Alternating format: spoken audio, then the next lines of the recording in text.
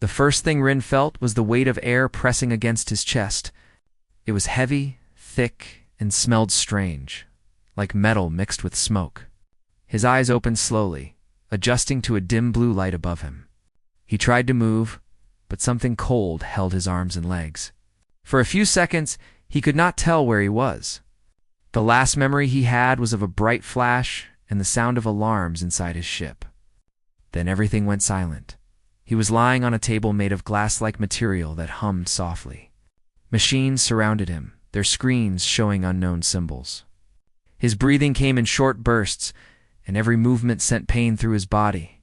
He did not know yet, but his ribs were cracked, his left arm broken, and his right leg bent in a way that should have kept him from walking again. Yet even with all that, his mind stayed awake. He did not let himself fall back into darkness. Voices came from the other side of the room. Rin turned his head and saw tall figures moving behind a clear barrier. Their skin had a silver shine under the blue lights. They spoke in a language he could not understand, but their tone carried surprise. One of them pointed at him while another took notes on a small pad. Rin realized they were studying him.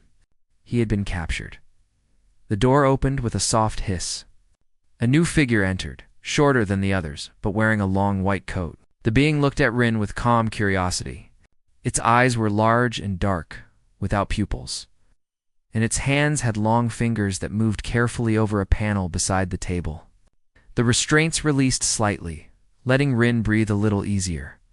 "My name is Drav," the creature said in a voice that sounded both gentle and distant. "You are in the care of the Karth Dominion. You were found on a battlefield. Your condition is unstable." Rin blinked, trying to make sense of the words. "Where's my crew?" he asked weakly. Drav tilted his head. "There were no others found near you?" "You were the only living one." Rin's eyes closed for a moment. His chest tightened, but he did not cry or shout. He simply breathed through the pain. Then he asked, "How long have I been here?" 3 cycles, Drav answered. "Your body has suffered severe damage. 17 bones fractured. Internal injuries. Yet your organs still function. That is unusual." Rin gave a tired smile. "Guess I'm lucky." Drav looked confused.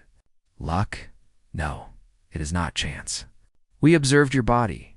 It keeps healing even with minimal aid. You should not be conscious." "I've heard that before," Rin said, his voice faint but steady. Drav leaned closer, studying him. "Why do you move when your body tells you to stop? Your heart rate remains high, yet your mind stays active. You should be resting." Rin turned his head toward the ceiling. "Rest can wait. I still have something to do." The doctor made a soft clicking sound as if thinking, "Something to do? You are far from your home world. Your mission has ended." "Not until I say it's over," Rin replied. Drav looked at him for a long moment before stepping back. The human's calm words unsettled him. He had seen many species fight to survive, but none like this. They often gave up when pain became too strong. Yet this fragile-looking being refused to stop. Rin tried to sit up, but failed. The pain was sharp, but his jaw tightened as he forced himself again. Drav moved quickly to stop him. "You must not strain your body," he warned. "Your structure is not stable." Rin looked at him. "If I can move, I'll move." "That's how it works." Drav frowned. "That is not logical." "Maybe not to you," Rin said, his voice soft but sure. "But humans don't always need logic to keep going." Drav left soon after, clearly confused. Rin was alone again, the hum of machines filling the silence. He closed his eyes, thinking of his team. Faces flashed in his mind: Miraben, and old Yalan, the engineer who always hummed during repairs. He did not know if they made it out or not, but he had promised them he would reach the extraction point. He had promised to finish what they started. That promise was the only thing keeping his mind steady. Hours passed, or maybe days. Time had no meaning inside the Karth ship. Each time Drav returned, Rin was awake, trying to stretch or test the limits of his body. The alien crew began to whisper about him. They called him the Unbreakable One. Some came to watch quietly through the glass wall. They wanted to see what kind of creature could survive so much harm and still try to stand, one day. Drav entered with 2 other officers. They examined Rin again, scanning his bones and muscles. Drav turned to the officers. 17 fractures confirmed, he said. Yet the subject remains conscious and responsive. There is clear tissue repair without full medical aid. This is not typical of carbon-based life. The officer beside him, a tall Karth with deep green eyes, shook his head. He should not even be alive. How does this human continue? Rin listened quietly. Then he said, You're asking the wrong question. They turned toward him. Drav asked, What question should we ask? Rin smiled faintly. Not how I stay alive. Ask why. The Karth officer frowned. Why would that matter? Rin took a slow breath. Because the reason makes the body follow. If you believe you have something left to do, your body finds a way. The room was silent. Drav studied him for a long time. You believe that thought can change matter? I believe that will can keep you moving when nothing else can, Rin said. The officers left soon after, murmuring between themselves. Drav stayed, watching Rin try again to sit up. He failed once more, but this time he managed to lift his shoulders from the table before falling back. Sweat formed on his forehead. Drav handed him a cup of water, curious to see what he would do. Rin took it with a shaking hand and drank slowly. You could rest, Drav said. I could, Rin answered. But then I'd stop getting better. Drav hesitated, then said, You remind me of a story from my world. Long ago, before my people learned space travel, there was a creature called the vine snake. It would hold onto a branch during storms so tightly that the branch sometimes broke, but the snake never let go. Even when the storm ended, it stayed wrapped around the branch, waiting for calm skies. My ancestors said it survived because it refused to let go, even when everything around it fell. Rin smiled weakly. Sounds like a good story. Maybe humans and vine snakes have something in common. Drav tilted his head. Perhaps. But tell me, why do you hold on so tightly? Rin looked at the ceiling again. Because if I let go, others might fall. Someone has to stay standing. Drav said nothing. He recorded his observations quietly. When he left the room that day, he did not feel like a scientist. He felt like a student. Over the next few cycles, Rin's condition improved slightly. The machine still reported damage, but his heartbeat grew stronger. He began to lift himself to a sitting position. The crew who watched him from behind the glass started taking notes. They did not understand human strength, but they began to respect it. Even the captain of the ship, a stern Karth named Velen, visited once to see the human for himself. Velen stood tall beside the bed. You are the human soldier, he said. You survived 17 fractures. Tell me, what do you gain from this suffering? Rin looked up at him. I gained the chance to try again. Velen raised a brow. You do not fear pain? Of course I do, Rin replied. But fear doesn't decide what I do. The captain stared at him for a while before leaving without another word. Drav watched all of this with quiet amazement. He had lived a long life among the Karth, a species that valued logic and order above all.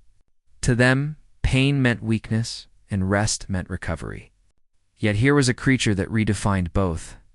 To Rin, pain was not a signal to stop, was proof that he was still alive. One evening, when the lights dimmed to simulate night, Drav returned to check on him. Rin was awake, staring at the stars through a small window. You do not sleep, Drav said softly. I try, Rin replied. But the stars remind me of home. Hard to sleep when your mind keeps flying there. Drav moved closer. I have studied many species, but none like yours. Most beings rest when they are hurt. You seem to do the opposite, Rin chuckled lightly. Maybe we are just too stubborn. Stubbornness is not a survival trait, Drav said. Maybe not for most, Rin answered. But for us, it's what keeps us alive. When we think something is worth doing, we don't stop until it's done. Even when everything hurts, we move. Dava took a moment before speaking again. Then what is worth doing for you, Rin? Rin's eyes stayed on the stars. Keeping a promise, that's all, Drav nodded slowly. He could not understand the human way completely, but he respected it. The idea that someone could fight for something unseen, something that existed only in memory or hope, was beyond the logic of his kind. Yet it was real, and he could see it in Rin's eyes. When Drav left the room that night, the other medics asked what he thought of the human now. Drav answered simply, he should not be alive. Yet he is.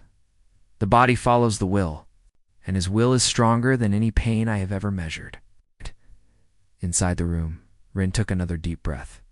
His bones still ached, and his muscles trembled, but he felt a spark inside, a quiet, steady fire that refused to go out. He did not know what tomorrow would bring, but he was ready, because to him, as long as he could move, even a little, the fight was not over. The ship moved silently through the dark of space. Its engines made a low hum that filled every corridor like the rhythm of a heartbeat. Inside the medical bay, the lights shone softly on smooth walls and silver machines. Rin sat upright on the recovery table, wrapped in a thin cloth that the Karth used for patients. His body still ached, but his mind stayed sharp. Every breath reminded him that he was still alive. That was enough reason to keep trying. Drav entered the room, carrying a small tablet. His movements were calm and careful. He always looked curious, like a scholar about to learn something new. When he saw Rin awake, he gave a slow nod. "You have recovered faster than expected," Drav said. "Your bones are still fragile, but your tissue repair is improving." Aroa. Rin stretched his fingers, feeling the stiffness. "Guess I'm doing all right." Drav stepped closer and adjusted the device beside the table. "You continue to surprise my crew. They come here every day asking how a human can remain awake after such trauma. I do not know what to tell them." Rin smiled faintly. "Tell them humans don't like staying down." Drav looked at him carefully. "You speak of endurance as if it is simple, but your body should not allow this. Pain signals should make you rest." "Pain reminds me that I'm still here," Rin said. "It tells me what's broken so I can fix it." Drav paused, writing something on his tablet. "Most species view pain as something to avoid." "Maybe that's the difference," Rin replied. "We don't avoid it. We face it." Drav sat on a chair across from him. "When we found you, your ship was destroyed. You were surrounded by debris. No one else was alive. How do you stay calm after such loss?" Rin took a slow breath. "I think about the people who were with me. I try to honor them by not giving up. If I stop, then their effort means nothing." Drav listened quietly. He had studied many species across the stars, but he had never heard one speak like this. There was no bitterness in Rin's voice, only quiet strength. It confused him and fascinated him at the same time. "Your kind must be very strange," Dava said softly. "We Karth value order and reason. We do not act without clear purpose. Yet you speak of faith in something unseen." Rin looked down at his hands. "Maybe that's what keeps us moving. We believe in things before we see them. We hope, even when everything looks lost." Drav looked thoughtful. "Hope is not a scientific concept," Rin smiled. "Neither is courage, but both are real," as the doctor wrote again on his tablet. "When I study other species, I can measure their limits. Their strength, endurance, and recovery all follow patterns. But you, human, have no clear pattern. It is as if your body obeys your mind." Rin tilted his head slightly. "Maybe that's true. When your body fails, your will takes over." Drav looked at him, unsure how to answer. The idea went against everything he had learned. His people believed in logic, in numbers, in what could be proven. Yet the proof sat right in front of him, breathing, speaking, refusing to give up. Outside the medical bay, 2 Karth guards stood by the door. They whispered quietly as Drav continued his questions. I heard he was still trying to stand. One said, "Yes," the other replied. "Even when he falls, he gets up again. The doctor says he calls it training." "Training for what?" "I do not know. Maybe he plans to escape." "Escape? In his condition?" The second guard shook his head. "That is what makes it strange. He believes he can." Their quiet talk stopped when the door opened, and Drav stepped out for a moment. He gave them a brief nod and turned toward the command deck. Inside, Rin remained sitting, stretching his injured arm. Every movement was slow, careful, but steady. His breathing grew deeper, his eyes more focused. The pain was still there, but it no longer controlled him. After a few minutes, A small robot entered the room. It floated beside Rin and projected a soft light. The robot was programmed to check his vitals. Rin watched it curiously as it scanned him.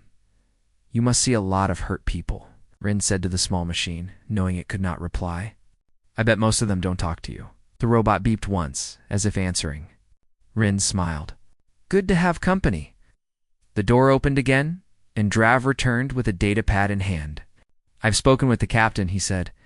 "He wishes to know more about your species. He does not understand how humans endure so much." Rin raised an eyebrow. "What do you want to know?" Drav sat down again. "I want to understand what drives you. When other species face pain or fear, they stop moving. But you do the opposite. Why?" Rin thought for a moment. "Because we learn from pain. It teaches us where we went wrong. It reminds us what matters." Drav looked puzzled. "You speak as if pain is a teacher." "It is," Rin said. "Maybe not one we like, but one we need." The doctor leaned back. "Strange. On my world, we remove pain from our young as soon as possible. We see it as a failure of care." "Maybe that's why you don't understand us," Rin said kindly. "We grow through it. We fall, we break, we heal, and we come back stronger. Every time," Drav wrote again, his stylus moving quickly. "Fascinating. You speak of strength not as a measure of muscle, but as a measure of will." "That's right," Rin replied. "Our bodies are just tools. The real fight happens here," pointed to his head. "And here," he touched his chest. Drav looked up at him. "You believe your mind and heart guide your body." "Exactly," Rin said. "If they quit, the body quits. But if they stay strong, the body follows." Drav sat in silence for a moment. The human way of thinking was new to him. He could not explain it with equations or logic.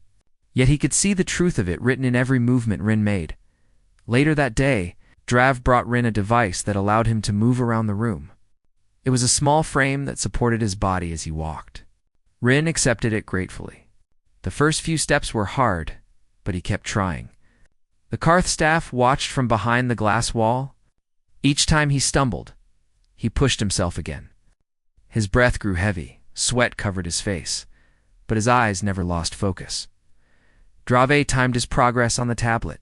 "Your body is still weak, but your speed increases each time. Do you not fear that you will harm yourself again?" Rin shook his head. "I'd rather move slow than not move at all." Drav watched quietly. Most beings would call this foolish. "Maybe," Rin said, taking another step, "but humans have a saying, progress is progress, no matter how small." Dav repeated the words softly, as if testing them. "Progress is progress." Rin nodded. "As long as you move forward, you're winning." Over the next few days, Rin continued his slow recovery. He walked longer distances, practiced standing without help, and even tried light exercises. The Karth crew began to admire him. They would pause during their duties just to glance into the medbay window. Rumors spread across the ship that the human had survived death itself. Some even began calling him by a new name, the Unyielding. One evening, Captain Velen came to see Rin again. The captain's dark eyes studied the human from head to toe. "You are still alive," he said. Rin smiled faintly. "That's the plan." The captain crossed his arms. "You are a soldier. Why continue when there is no battle left to fight?" "There's always something left," Rin replied. "If not a battle, then a purpose." Velen frowned. "Purpose is an idea, not a weapon." Rin shook his head.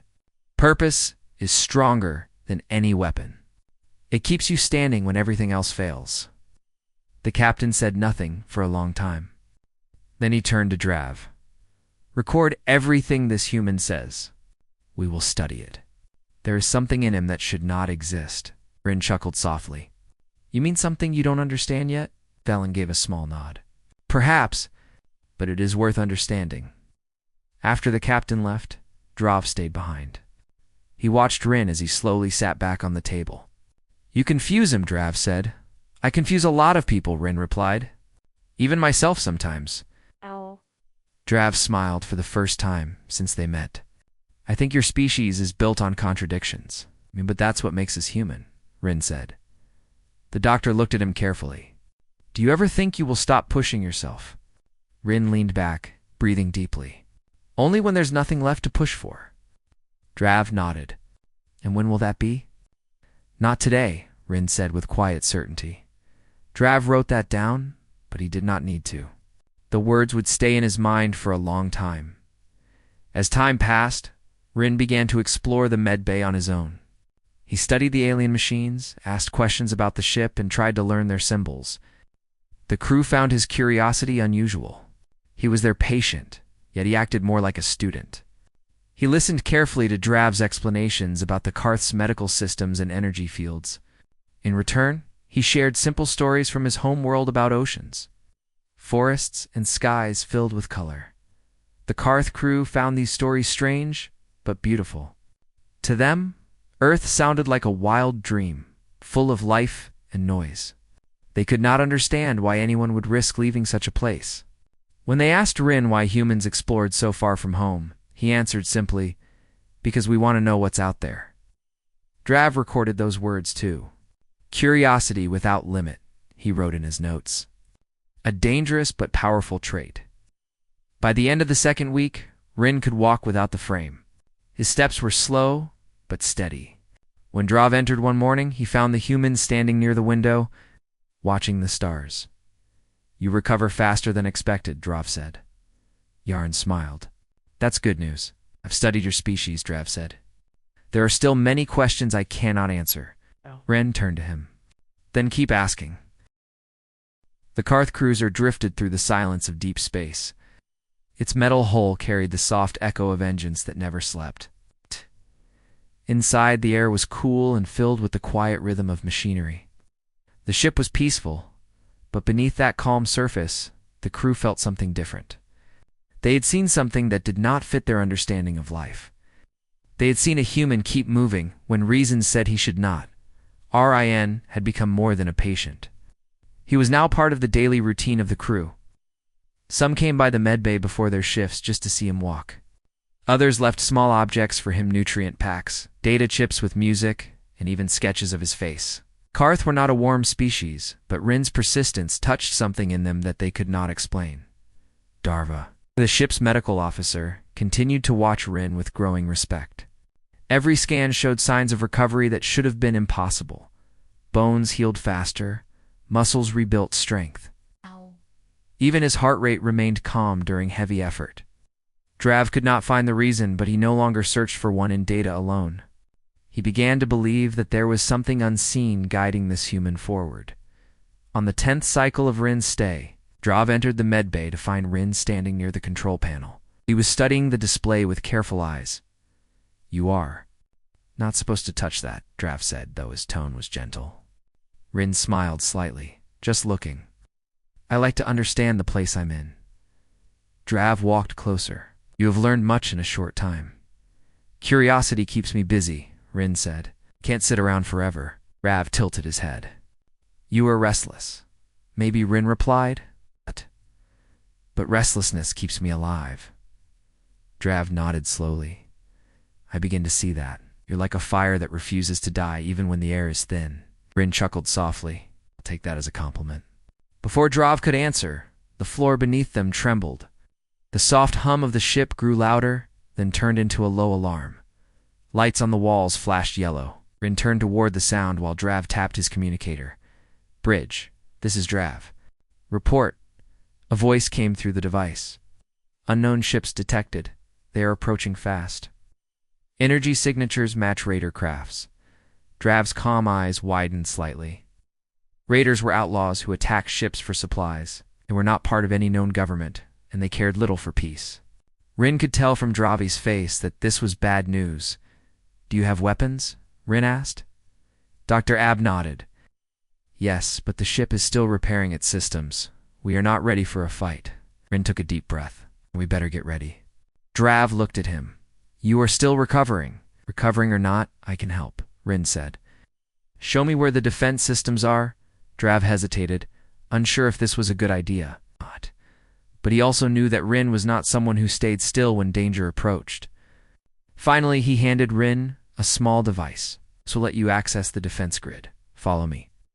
They left the med bay together, moving through long corridors filled with blue light. The ship vibrated again as it adjusted course.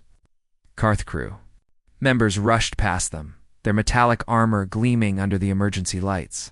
When they reached the control room, Captain Velen stood in the center, giving calm orders. "Charge shields. Prepare the main cannon." "All defense crews 2 stations," Velen commanded. When he saw Rin enter, his expression tightened. "Why is the human here?" Drav answered quickly. "He wishes to assist. He has combat experience." Velen studied Rin for a long moment. "You can barely stand." Rin met his gaze. "I can stand enough." Velen hesitated, then gave a sharp nod. "Very well. Take the secondary control panel. The grid needs manual input." Rin moved to the console beside Drav. The display showed the outline of the ship, surrounded by red blips enemy signals. He scanned the layout quickly.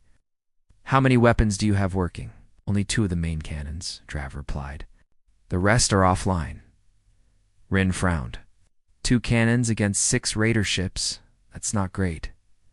Velen turned toward him. "Do you have a better idea, human?" "Maybe," Rin said, his eyes focused on the map. "If we can make them think we're stronger than we are, they might back off." Drav looked confused. "How would we do that?" Rin smiled faintly. Bluff Velen's tone was dry. "Bluffing does not work in space combat. It does if you make it look real," Rin said. Can you send power signals through the disabled cannons?" "Yes," Velen replied. "But they will not fire. They don't need to. They just need to glow like they will," Rin explained. "Raiders read energy spikes to judge threat levels. If they see all your cannons charge, they might think twice." Velen looked thoughtful. "It is risky." "It's better than waiting to be boarded," Rin said. Velen nodded once. "Do it." Drav adjusted the settings, rerouting power through the disabled cannons. The ship began to hum louder as false energy spikes appeared across the grid. On the sensors, it looked like every weapon on the cruiser was charging. The raiders slowed their approach. Rin watched the screen closely. "Good. Hold it right there." For a moment, it seemed to work. The red dots stopped advancing. Then one of them broke formation and moved closer. A sharp alarm sounded. "Incoming missile," a crew member shouted. Rin's eyes moved quickly over the controls. "Activate lower shields. Redirect power from the rear engines." Velen frowned. "That will slow us down." "Better slow than destroyed," Rin said. "Trust me." Velen hesitated for only a second before giving the order. The missile hit the lower shield. The ship shook violently, but the impact did not break through. Sparks flew from the ceiling, and a few screens went dark, but the cruiser held steady. Drav grabbed the edge of the console. "How did you know to do that?" "Experience," Rin said. "We've faced worse back home." Velen gave him a quick look. "You are not on your world now," Rin smiled faintly. Pain and danger worked the same everywhere. The captain said nothing but began following Rin's instructions. With each command, the human's voice grew stronger. He guided the defense crew through maneuvers they had never tried before. The raiders fired again, but Rin predicted their movement and adjusted the shields just in time. Bit by bit, the enemy formation broke apart. Then something unexpected happened. One of the raider ships exploded from within. The Karth crew gasped. Velen looked at Rin. "What did you do?" Rin shook his head. "Nothing. You must have pushed their power cells too far trying to break our shields." Velen stared at the remaining enemy ships. The explosion seemed to unsettle them. Slowly, the red dots began to retreat. Within minutes, they disappeared from the radar. The alarm went silent. The lights returned to normal. The ship floated once again in peaceful quiet. Drav exhaled, his chest rising with relief. "They are gone." Rin leaned against the console, breathing hard. His body trembled with exhaustion, but there was a calm satisfaction in his eyes. "Told you bluffing works." Velen turned toward him. "You acted like a trained commander." Rin gave a tired smile. "I used to lead a team.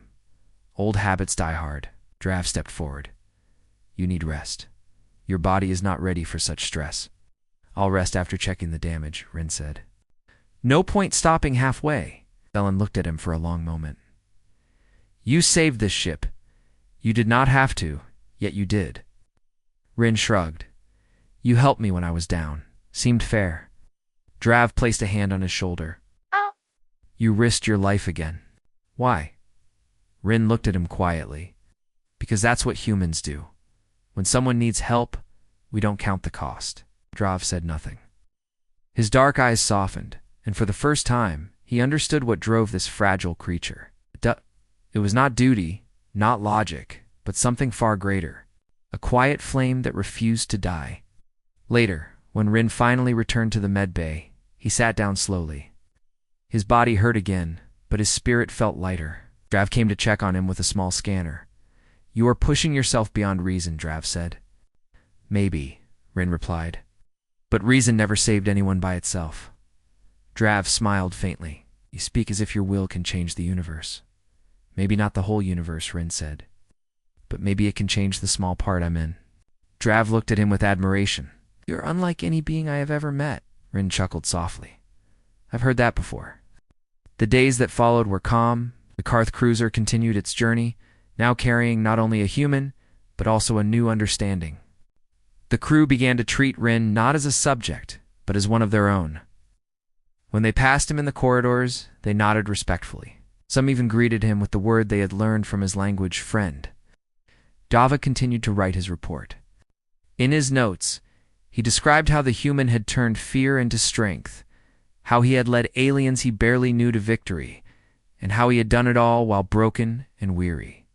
He ended the report with a single sentence.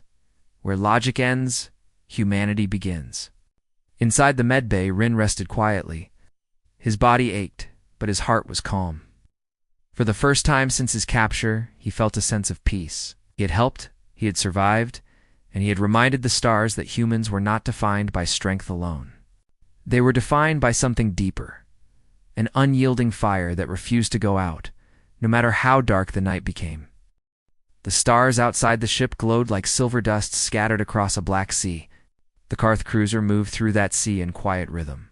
The battle with the raiders had ended, but the memory of it still lingered in the air. The crew walked with more pride now, and their eyes held a spark that was not there before. They had fought together, and they had survived because of the human R, and had become a symbol on the ship. The crew spoke his name in their common halls, in the mess room, and even in the training bay. They said the human was made of something unbreakable. They said he carried strength that could not be measured. Yet Rin did not see himself that way. He did not see a hero when he looked in the mirror. He saw a tired soldier still learning how to stand straight. Drev entered the med bay early one morning to find Rin sitting by the window again. The human's gaze was fixed on the stars. The soft light of space reflected in his eyes, making them look both distant and alive. You are awake early, Drav said as he walked closer. Rin smiled faintly. Couldn't sleep. The stars are too loud. Drav tilted his head. The stars make no sound. They do to me, Rin said softly. They remind me of home. Drav watched him for a moment. You miss your planet, every day, Rin replied. But missing it reminds me who I am. Drav nodded slowly. I think I begin to understand. You hold on to pain because it connects you to what you love. Rin turned his head toward him. Maybe that's what strength really is. Holding on to what matters. Drav looked thoughtful. We Karth define strength by control. The one who controls pain, fear, and emotion is considered strong. But you seem to find strength in feeling them. Rin smiled again. Maybe strength has more than one shape. Drav walked to his desk and picked up his data tablet. The captain wishes to speak with you later. He believes you can help us prepare for future threats. He wants to understand how you think. Rin gave a small nod. I'll try. But you should know, humans don't always think in straight lines. Drav chuckled softly. I have noticed. A gentle silence filled the room for a while. The soft hum of the engines made a steady background sound. Rin leaned back, closing his eyes for a few seconds, then spoke again. You know, back on Earth, we have a saying. Fall 7 times, stand up 8. It means no matter how often you fail, you keep trying. Drav looked at him with quiet respect. Your people must have faced many hardships. More than I can count, Rin said. But that's how we learn. Dav wrote something on his tablet. I believe the Karth could learn from that too. Later that day, Captain Velen called Rin to the command deck. The door slid open with a low sound, and Rin stepped inside. The captain stood near the large window that looked out into the stars. His tall frame was still and proud. When Rin entered, Velen turned around. "You wish to see me?" Rin said. Velen nodded. "Yes, I wanted to thank you again." "Your actions during the battle saved this ship," Rin shook his head. "I just did what needed to be done," perhaps Velen said. "But not everyone would have done it." The captain motioned toward a small table beside him. There were 2 cups of a clear blue liquid that the Karth used as a calming drink. "Sit," he said. Rin obeyed. They sat, facing each other, the light from the window falling between them. "I have served in the Dominion fleet for 30 years, Velen began. "I have seen many species. I have studied their strengths and their weaknesses, but never have I met one like yours. You fight beyond reason. Even when your body breaks, your will remains." "Why?" Rin thought for a moment before answering. "Because giving up feels worse than pain." Velen leaned forward. "But why not rest? Why not let others continue the fight?" Rin looked down at his hands. "Because sometimes there are no others. Sometimes you're all that's left between hope and nothing." Velen was silent for a moment. Then he said, "You speak as if pain is a choice." "Maybe it is," Rin said. "We don't choose what happens to us, but we choose how we answer it." Velen nodded slowly. "You believe strength comes from choice?" "Yes," Rin said. "It comes from what we decide to do when things get hard." Velen stood and looked out the window. "My people have always followed logic. We calculate before we act. Yet logic failed us when we faced the raiders. It was your instinct, your courage, that saved us." Rin smiled faintly. "Logic is good, but it needs heart to mean something." Velen turned toward him again. "You are a strange species, human, but perhaps the galaxy needs strange things to remind it what living truly means." Rin stood and nodded respectfully. "Maybe we all need reminders sometimes." Velen extended his hand in the Karth greeting gesture, a flat palm facing upward. Rin copied it, and for the first time, the captain smiled. When Rin left the command deck, Drav was waiting for him in the hallway. "How did it go?" he asked. "Good," Rin said. "He's starting to understand." Drav looked thoughtful. "I think we all are." They walked together, toward the med bay. As they passed through the corridors, crew members nodded respectfully. Rin smiled and nodded back. The atmosphere on the ship had changed. There was warmth in the way they looked at him, and in the way they looked at each other. The humans' endurance had become a lesson for everyone in the following days. Velen asked Rin to share more about humanity. The crew gathered in the main hall to listen. Rin stood before them, still thin and pale, but his presence filled the room. "We are not the strongest or the smartest," Rin began. "We don't live as long as many of you, but we have one thing that keeps us going. We call it spirit. It's what makes us stand again when we fall. It's what makes us reach out even when we're afraid. It's what keeps us moving when we have nothing left." The Karth listened in silence. Their eyes reflected both curiosity and admiration. Rin continued. "Some of you saw what happened during the battle. You saw that sometimes courage is not the absence of fear. It's moving forward even when fear is there. Pain and fear are part of being alive. What matters is what you do with them." A young Karth officer raised his hand. "Do all humans think like you?" Rin smiled. "Not always. But when it counts, we remember who we are. We help each other stand up." Another crew member spoke. "Your people must be very united." Rin's eyes softened. "We argue and fight, but when things go wrong, we come together. That's what makes us strong." Drav stood at the back of the room, watching the faces of his people. He had never seen them listen so closely to anyone before. Rin was not a leader by rank, but he had earned something greater, their respect. After the meeting ended, Velen approached Drav. "He has changed the crew," the captain said quietly. "They walk with more purpose now." Drav nodded. "He reminds them that strength is not about power. It is about will." That evening, Rin returned to his room. The stars outside looked closer somehow, as if they were listening. He sat down and thought about his friends back home. He hoped that somewhere, somehow, they were still alive. He hoped they were proud of him. Then he closed his eyes and whispered a silent promise to keep moving forward, no matter what. The next morning, Drav came to him with news.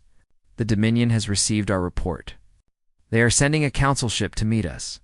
They want to see you for themselves. Rin looked surprised. Me, yes, Drav said.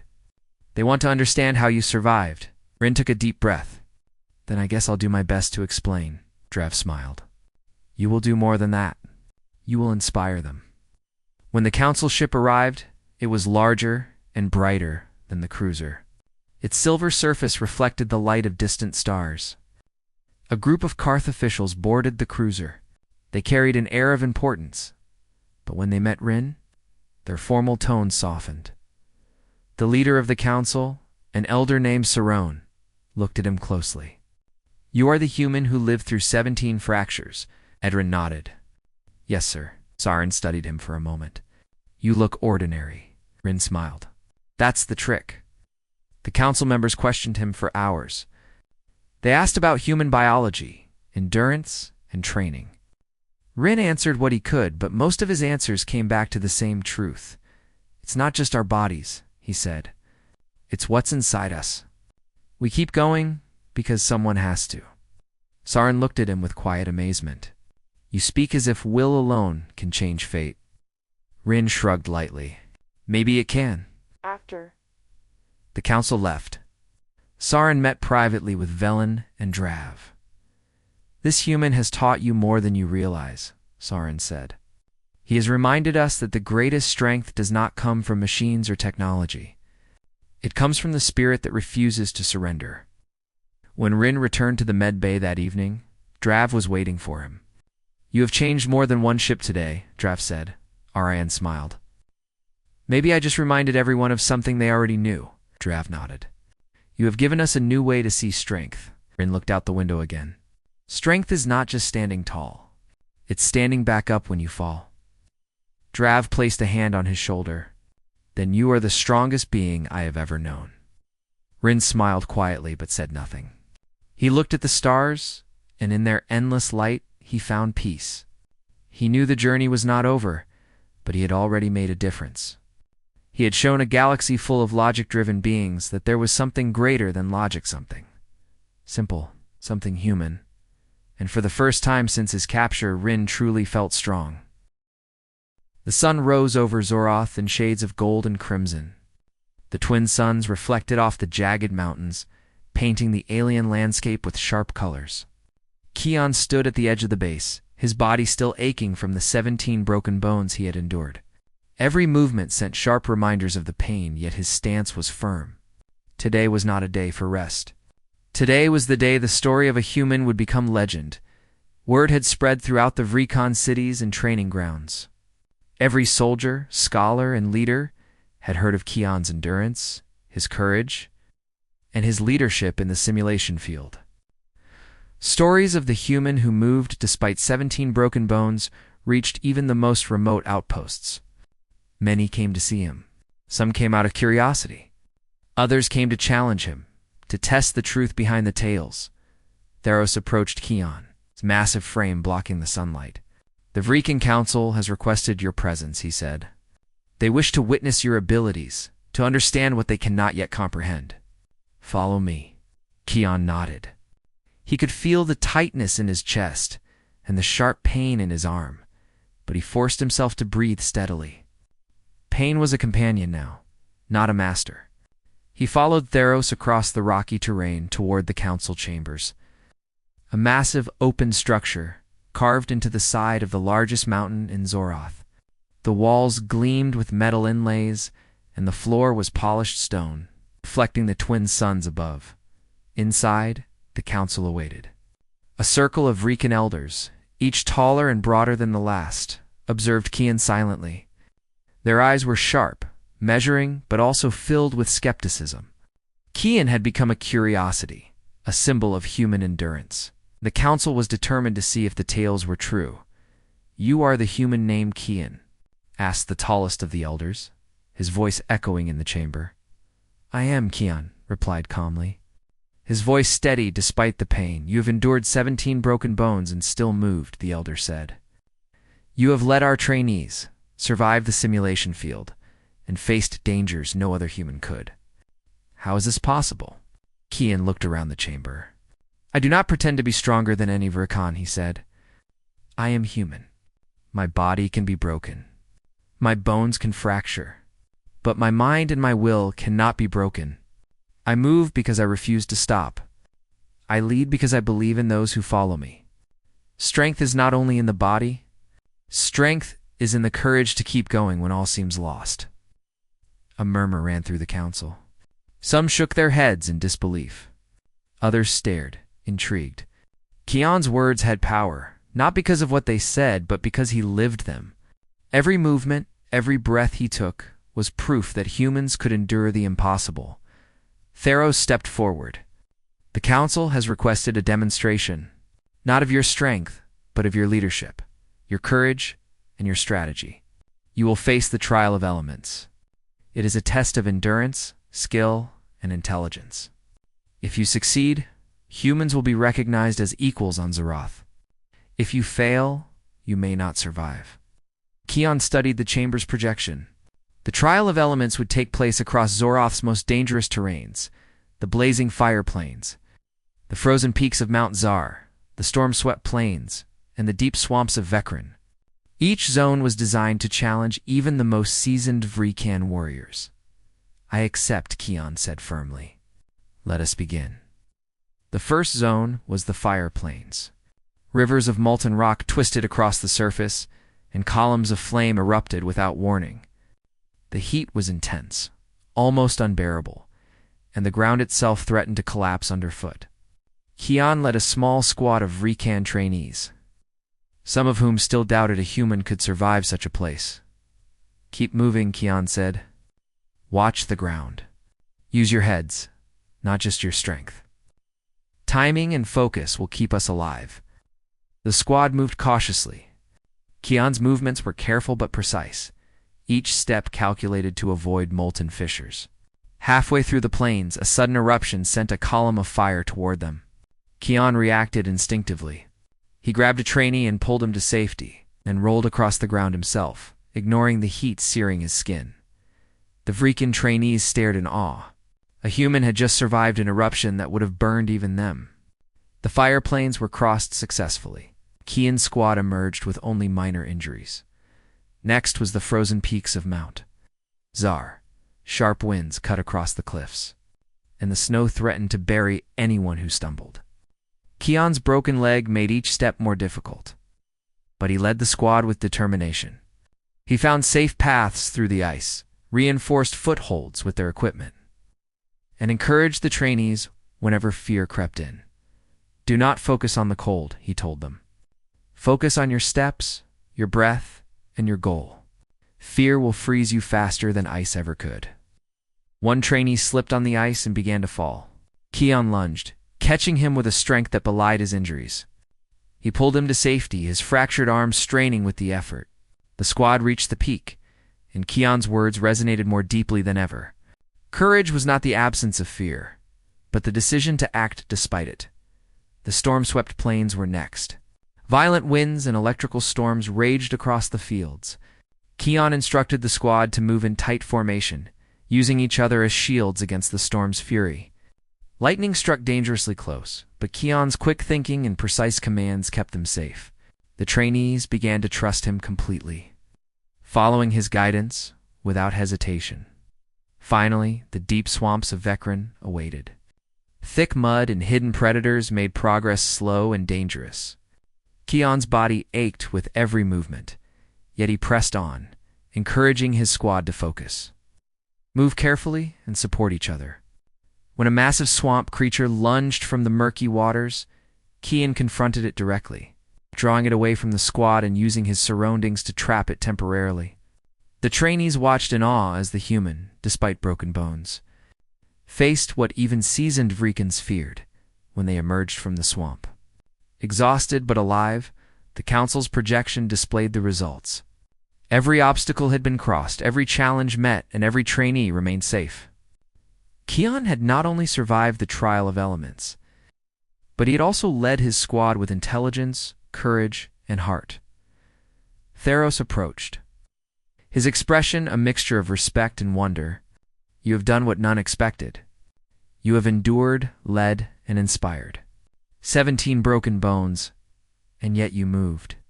One human has shown the Vrikan people that strength is not only measured in body, but in will, courage, and mind. The council members stood, a rare gesture of admiration among the Vrikans. Let this day be remembered, the tallest elder said. A human has walked among us, not as a weakling, but as a legend. Kian of Earth, you have earned the respect of Zoroth and its people. Kian felt the pain in his body, sharp and constant, but he also felt pride. He had not sought glory. He had not sought fame. He had sought to prove something deeper, that humans could endure, could inspire, and could lead even in worlds far from home. News of Kian's triumph spread quickly. Across Zorath, humans were no longer seen as fragile outsiders. They were respected, admired, and in some cases, revered. Young Vrikans trained harder, inspired by the human who had refused to stop. Older Vrikans studied his strategies. Learning that endurance and intelligence could surpass brute strength, Kian remained humble. He continued to train, to teach, and to explore Zoroth. He formed alliances between humans and Vrikans, combining the best of both races' strengths. Together, they built new technologies, new strategies, and new paths across the stars. One evening, Kian stood on a cliff overlooking a vast valley. The twin suns dipped below the horizon, casting long shadows over the mountains. His body ached as always, but he felt stronger than ever. He thought of the trials, the injuries, the pain, and the fear he had faced. And he realized that none of it mattered in comparison to what he had proven, that courage, determination, and heart could overcome anything. Theros approached quietly. You have changed the way we see humans, he said. Your name will be remembered for generations. The Vrikan people will tell your story as a symbol of what is possible when the spirit refuses to break. Kian smiled. Then let us not just tell the story. Let us live it. Together, humans and Vrikans can achieve more than any one species alone. Strength is nothing without unity. The Vrikan leader nodded. A wise lesson, Kian of Earth. A lesson from a human who endured 17 broken bones and still moved forward. As the stars appeared above Zoroth, Kian knew that the human legend had only begun. Across the galaxy, other worlds would hear of his courage. Other races would learn that humans could endure, adapt, and inspire in ways no one expected. And on Zorath, the human who refused to stop became more than a warrior. He became a symbol, a legend, a proof that, even in the face of impossible odds, the human spirit could rise, move, and lead. Kian took a deep breath, feeling the ache in his bones, but also the fire in his heart. The journey had been hard. The pain had been real, but he had moved. He had led. He had endured. And now, the universe would never forget the human who kept moving no matter what.